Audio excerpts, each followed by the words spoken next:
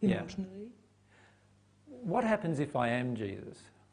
Let's look at the possibilities here, like from a logical perspective firstly. Like I'm saying I'm Jesus, right? There's only 3 possible options. What are the options? I'm nuts and crazy, right?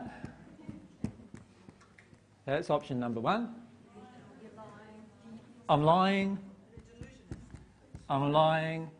Well, that delusion, you could say that it's in number 1, isn't it? Delusional. Deceitful. I'm lying and deceitful. Yeah, that's number 2, isn't it? E-E-I-T. Full. Is that right? Yep. And so what's the 3rd option? Oh, okay, it's the truth. This is 3 options. Okay. Now, a lot of us don't know it, but we have emotional investments in each option. Right? So what would my emotional investment be to actually feel, oh, maybe AJ's crazy? Like, what would be some emotional investments I might have there, do you think? Any ideas? What would be a good reason to believe that AJ's crazy? Then I can disregard everything else he says. Exactly. Can you see that? Like, if AJ's crazy, then I can disregard what he says. So when I went up to AJ and I asked him, what's this going on between me and my partner? And I said, well, actually, you've got a lot of anger and rage towards your father. Now, if I believe AJ's crazy, I can say, he wouldn't know what he's talking about, he's nuts. Right? I don't feel any anger and rage towards my father. Can you see how I can have an emotional investment in AJ being crazy? Does that make sense? What about lying deceitful? How can I have an emotional investment in that? Yeah, I can get angry at AJ saying something, can't I, in that state? He's a liar, he's a deceiver, you know, he just wants to control me, manipulate me, and all these other things. I can have an emotional investment in that being true. My family has an emotional investment in that because then they can excuse every way I act because AJ's the manipulator and the liar and he's controlling me. So they don't have to deal with me saying these things. So Mary's directly confronted her family about some of their behaviour, and instead of it being coming from Mary, they just say, oh, that's AJ talking. Right? Because AJ's the deceitful liar, you see. So they can dismiss everything Mary says from that moment on. So what's that? There's an emotional investment in dismissing me as a liar or a cheat, right? We also can have an emotional investment in not believing it's the truth. So if it's the truth, what happens inside of me? What happens inside of you if I am actually Jesus? You might actually have to do something. Well, you might hear it, instead of just hearing it, going, yeah, that sounds great, well, we're great, yeah, no worries, yeah, and write down things, yeah, that was really good, and then go off and not have to do anything, right? Because what that does is it gives me a hook out of actually, like, if I can actually say that it's not the truth, then it gives me a hook out. But even if I'm afraid often, I've got an emotional hook of fear into the truth. Of if it's true, then it's going to mean something happening in my life that I don't want to happen. Shall we just put there? And for me, it was like a process of elimination. Well, he's not crazy, he's not lying. I can tell, I can feel that. But to accept the 3rd option, which is the inevitable option, there's a whole other set of repercussions of what that means in the grander scale of my life. So just because you eliminate the first 2 doesn't mean you've accepted the 3rd one. Does that make sense? So Mary's gone through this one with me. She's gone through this one with me. Some of them didn't take very long. The nuts and crazy one didn't take very long. The lying deceitful one took a bit longer because of what parents were saying and family was saying and so forth. Yeah, and it wasn't so much that I felt that from you, but I was so hooked into what my family felt. If they had doubts, then it was very hard for me not to get hooked into that with them. Mm. But this one, there's huge emotional impact on Mary if what I'm saying is true, isn't there? Like, she has more emotional impact than any of you from believing the truth, right, in her life, because it personally affects her own identity even. So this is why when I said her, "Hi, I'm Jesus," as a pickup line, right, it didn't work very well, because she's got the biggest amount of emotional injuries to work her way through about my identity. Does that make sense? Now, I didn't know that at the time. I thought she'd be, say, "Hi, I'm Jesus," and she'd be swept off her feet, right? I'm a foolish man. You are delusional. I was delusional. And because actually totally the opposite thing has really happened. So it really makes me laugh when I read on the internet things like, Mary's under AJ's control. And I go, wow, Mary, I'm not doing very good with my control if you're under my control, right? And then when I read things like, what are some other things about that? About me lying. People are telling Mary that I'm lying. We laugh at each other often about that. Like, Mary's in the best position to know whether I'm lying, don't you think? Like, she lives with me. I live with him. I see him literally 24 hours a day.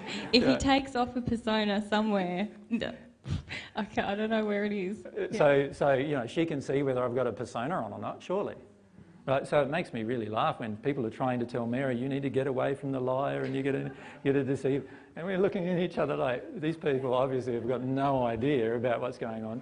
Because if they think I can maintain or anybody for that matter could maintain a image 24/7, it'd be very surprising. Like, I know a lot of you have felt probably that happen in your own lives for a little while, but sooner or later it comes to grief, doesn't it? Like where you've had a partner or somebody maintain an image. Yeah. If we go back there. Sorry. I was going to make a point. Yeah. I can't remember what it is now. Oh, it's about those three things about... Oh, the question was about why do you want to resist the truth? That was the question. Wasn't it? What was the question? You said, I do not want to believe that you are Jesus. That's right. Yeah, you want to resist the truth of it. And there is big emotional issues. I feel like, Helga, for you it's similar to me. You've eliminated the first two. Yeah. But not quite accepted the third. Emotionally, yeah. So now that could be even issues to do with worthiness. It can be issues, like lots of different issues are in not accepting the truth emotionally. So I'm not trying to get you to accept the truth emotionally here. What I'm trying to do is help you see logically that there are really only three options and that many of you have decided the first two are not possible, but you're not yet dealing with the truth of the third. Emotionally dealing with it. Yep. Can we have the microphone there?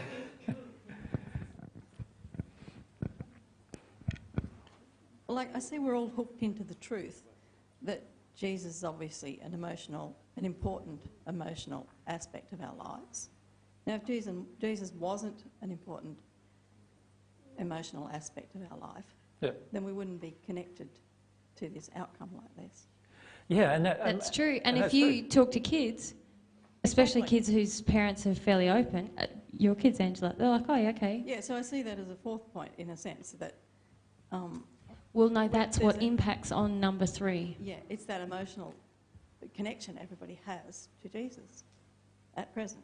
Everybody, I must say, thinks they has to Jesus at present. It's actually their injuries around Jesus. Because I've had lots and lots of people who I can feel I'm attached to from a spirit perspective, who I walk up to and say hello to, shake their hand, and they have no idea who they're shaking the hand of.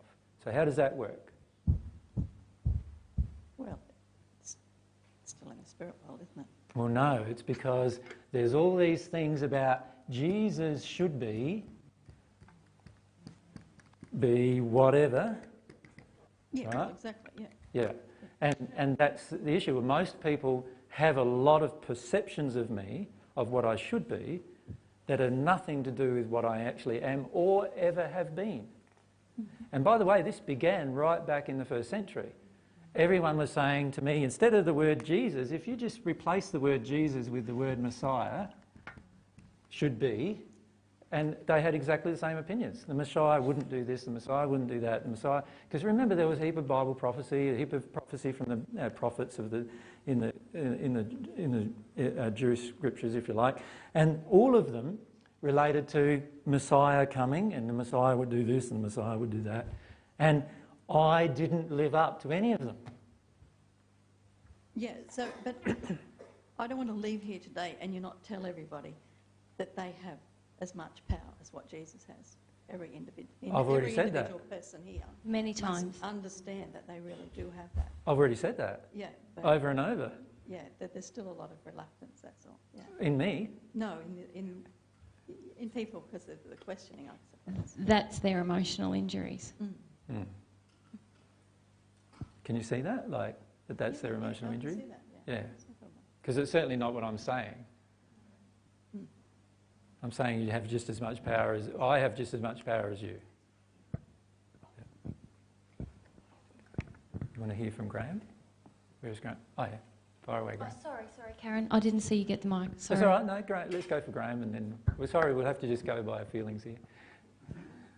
Number 3 is the one that gets me. Yep. Like, if I can accept number 3, then it completely upsets my apple cart.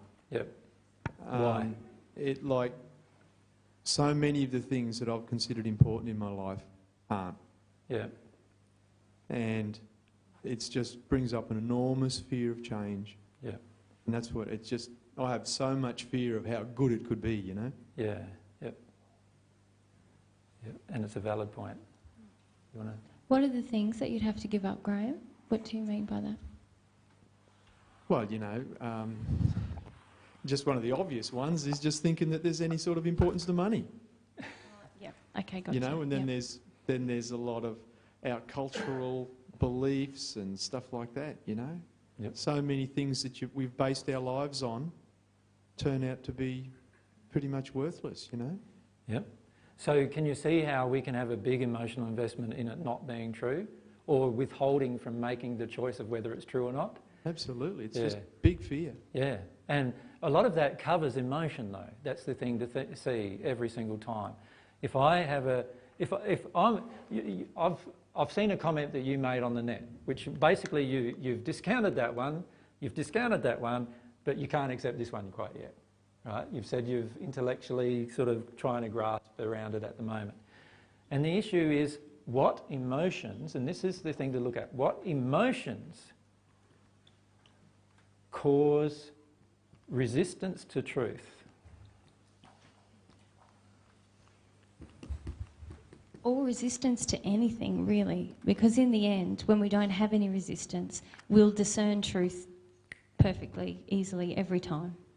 And I've realised that my life is so habitual, and that, you know, what you're saying, if I can accept it all as truth, I just have to break all my addictions, all my habits and stuff like that, you know. It's just such a daunting task. It's just look at it and, oh my God. And can you see how, if this is true, you can see straight away it's triggering lots of those, isn't it?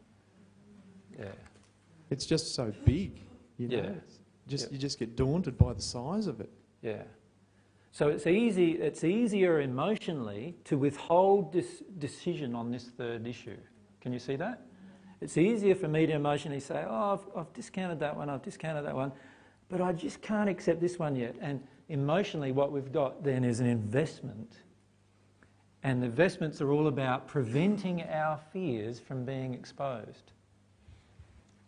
And yeah, if I can add to that, for myself, I discounted the first two a very long time ago now, or yeah, a year and a half ago, let's say, but haven't fully stepped into the emotional acceptance of 3.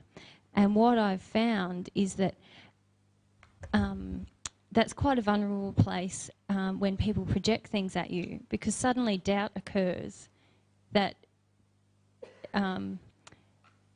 you don't even know what you're really doubting.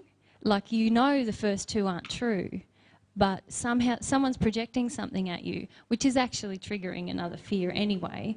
But because you don't want to go into those fears around the third option, suddenly you're in a place of doubt, and doubt feels horrible because there's no certainty either way. So that's another part of my decision, I guess, to step into this issue. It's more about my own, well, no, for me it's different, I guess, but I can see for others, like, it's also about your own integrity around the teachings, even, like, if yeah, and emotional growth. I lost it. You're lovely when you leave it. Who hasn't had a go yet? Can we just... Linda hasn't had a go yet. Oh, sorry, Karen hasn't had a go yet, and then Linda. Sorry. This is kind of a comment. In my life, growing up, I wasn't affected by Jesus much. Mm-hmm. I think I'm blessed. I looked around, I heard what people had to say. It didn't make sense to me. I didn't like what I heard. And I wasn't affected by religion much, which was a blessing. Mm-hmm. And so Jesus was sort of not in my life. Mm-hmm. Similar to Mary. God wasn't in my life. And so when I first came to hear you, AJ, I was very open. Okay, he says it's Jesus, fine. Okay, I want to hear what he has to say. Yeah. So you're open emotionally Yeah. to hearing the message rather than looking at the statement. Yeah. Yeah, well, like my brother says, I don't care if he's Bugs Bunny.